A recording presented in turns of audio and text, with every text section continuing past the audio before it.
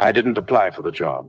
The letter arrived in my mailbox, stamped with an official seal, offering me a position as the new head librarian of Black Hollow Public Library. Salary was obscene.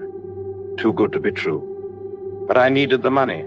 When I arrived, the building was far larger inside than it should have been. The rows of bookshelves stretched endlessly into shadow, the air thick with dust, and the faint metallic scent of blood. On the front desk, a single note waited for me. Do not read the index. That was it. No instructions, no explanation. I ignored it. I should have listened. There was no digital record system. Everything was tracked in a massive tome called the Index, which sat locked in a glass case. Its cover was blackened leather, cracked with age. The key to the case hung from my belt. I left it alone until the whispers started. Soft at first, curling through the shelves like unseen fingers. Then louder, words forming, desperate, urgent. Find me. Please find me. I followed them, deeper into the stacks, past books with titles that changed when I blinked, past shelves that seemed longer than they should be. Then silence. A single book sat on an otherwise empty shelf. Its title sent a chill down my spine. A record of your death. My hands shook as I pulled it free. It was blank, and then ink bled into the page, forming words before my eyes. It wrote my birth date, my childhood, my teenage years. It wrote my life exactly as I remembered it, page after page, until it reached today. The next page was still writing. 11:47 p.m. found the book. My breath caught. I looked at my watch. 11:47 p.m. I turned the page. 11:48 p.m. Something is behind you. A breath touched my neck. I spun around. Nothing. But I heard it.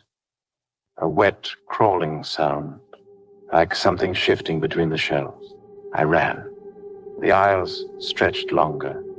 The ceiling pressed lower. The shadows moved. My footsteps echoed too many times, like there were others running with me. I slammed into the front desk, heart hammering. The index loomed before me, still locked in its glass case. The note had warned me, but I had no choice. My hands fumbled for the key on my belt. I unlocked the case. The index was hot to the touch. The cover pulsed like skin. Veins of ink spread from my fingers. It flipped its own pages. Names, thousands of them, each with a date, a death date. I flipped to the last recorded name. It was mine. The date was tonight. The whispers surged, voices overlapping, growing frenzied. Fix it, change it, write it back. Then I understood. The index wasn't a record.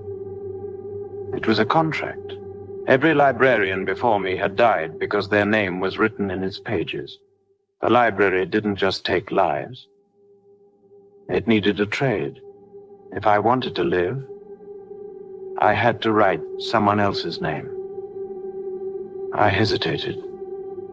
My fingers hovered over the ink. Could I do it? A stranger? Someone I hated? I could pick anyone. Or I could refuse. Let the book claim me. I clenched my jaw. My hands shook as I dipped the pen into the ink.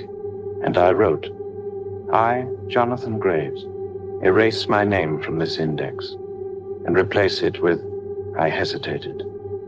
The ink dripped from the pen, sinking into the page, and then the words changed. I hadn't moved the pen, but the book finished the sentence for me. No one. My blood turned to ice. The book rejected the trade. The whispers fell silent. The air grew thick and still, pressing against me. I tried to step back, but my body wouldn't move. The ink on the page began to bleed. My name spread across the paper, the letters splitting open like wounds. The ink sank into my skin, burning, burrowing. I screamed. My veins turned black. My flesh split open in jagged lines, ink pouring out like blood. My body was becoming a book, pages peeling from my arms, my ribs snapping open like a binding. The last thing I saw was my own hands melting into words, my own bones turning to parchment. Then darkness. The next morning, a new librarian arrived. A job offer had appeared in their mailbox. No interview, no prior application, just a letter and a key. They found the index waiting on the desk, and somewhere deep in its pages was a new name, mine.